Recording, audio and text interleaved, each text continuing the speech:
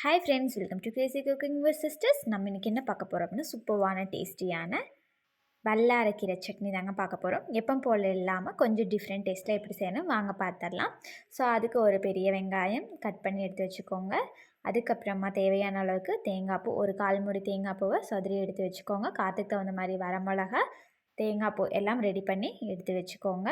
கருவேப்பிலையாமல் ready பண்ணி எடுத்து வச்சுட்டு, இப்போ நம்ம வல்லாரைக்கீரையை எடுத்துகிட்டு வந்தக்கூடிய வல்லாரைக்கீரையை அப்படியே நல்லா கழுவி எடுத்துக்கலாம். ஸோ எல்லாம் நல்லா குழிக்குது. ஸோ எல்லாத்தையும் நல்லா வாஷ் பண்ணி எடுத்தாச்சு. அவங்களும் நல்லா ஃப்ரெஷ் ஆகிட்டு வந்துட்டாங்க. ஸோ அவங்க ஃபுல்லாக இந்த மாதிரி நல்லா பொடி பொடியாக கட் பண்ணி எடுத்து வச்சுக்கிட்டோம். நம்ம எல்லா கீரையும் வதக்கறக்கெல்லாம் கட் பண்ண முடியும், அந்த மாதிரி கட் பண்ணி எடுத்து வச்சுக்கலாம். ஸோ இந்த மாதிரி டிஃப்ரெண்ட்டான டேஸ்ட்டில் நீங்கள் செஞ்சு கொடுத்தீங்க அப்படின்னா பெரியவங்கலேருந்து குட்டீஸ் வரைக்கும் எல்லோரும் விரும்பி சாப்பிடுவாங்க. ஸோ அதுக்கு ஸ்பெஷல் இன்க்ரீடியன்ட் என்ன அப்படின்னா இன்றைக்கி நிலக்கடலை தான்.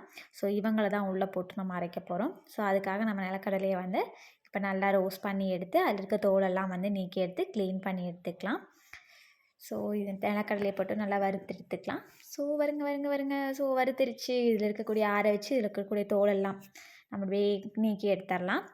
ஸோ இப்போ நிலக்கடலையும் ரெடி ஆகிடுச்சு. ஸோ வாங்க அடுத்து நெக்ஸ்ட் என்ன பண்ணலான்னு பார்த்துடலாம். அதுக்கு ஒரு பேன் வச்சுட்டு எண்ணெய் ஊற்றி எண்ணெய் நல்லா காஞ்சதுக்கப்புறமா வெங்காயத்தை உள்ளே சேர்த்துக்கோங்க. வெங்காயத்தை சேர்த்துட்டு அப்படியே ஒரு 2 பெரட்டு அப்படி இப்படின்னு 2 பெரட்டி விட்டு காரத்துக்கு நம்ம எடுத்து வச்சுருந்தோம்லே வரமிளகாயும் கருவேப்பிலையும் உள்ளே சேர்த்துக்கலாம்.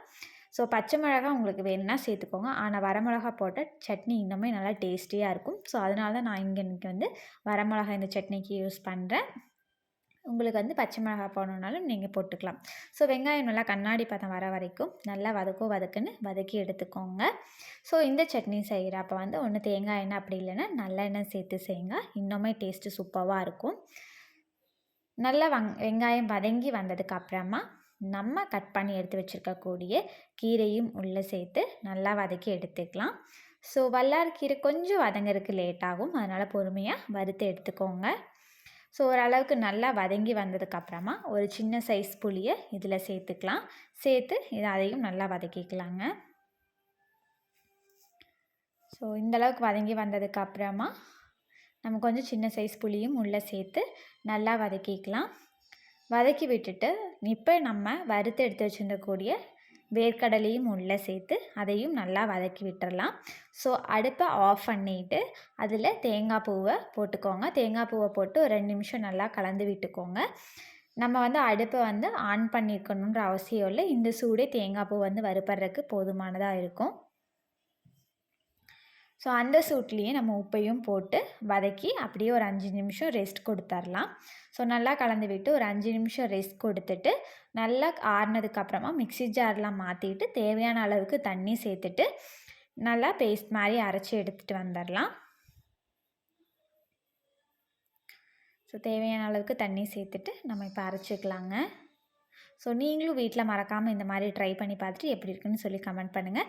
சட்னிக்கு எப்போ போல் தாள் ரெடி பண்ணிடலாம். தேங்காய் எண்ணெய் சேர்த்துட்டு தேங்காய் எண்ணெய் நல்லா காஞ்சதுக்கப்புறம் கடுகு போட்டு கடுகு பொரிஞ்சதுக்கப்புறமா கருவேப்பிலை ஒரு சின்னதாக வரமிளகாயும் உள்ளே சேர்த்து நல்லா வதங்கி வந்ததுக்கப்புறமா நம்ம அரைச்சி எடுத்து வச்சுருக்கக்கூடிய சட்னியில் உள்ளே சேர்த்து கலந்து விட்டுறலாம்.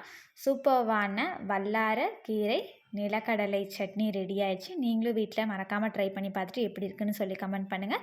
இதுக்கு முன்னாடி இந்த மாதிரி நீங்கள் ட்ரை பண்ணி சாப்பிட்ருந்தீங்க அப்படின்னா எப்படி இருக்கும் அப்படின்னு சொல்லி மறக்காமல் கமெண்ட் பண்ணுங்கள்.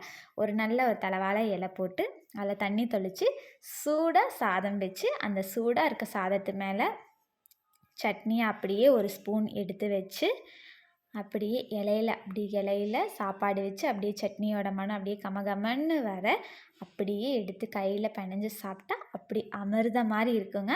நீங்களும் ட்ரை பண்ணி பார்த்துட்டு எப்படி இருக்குன்னு சொல்லி கமெண்ட் பண்ணுங்கள். பாய்.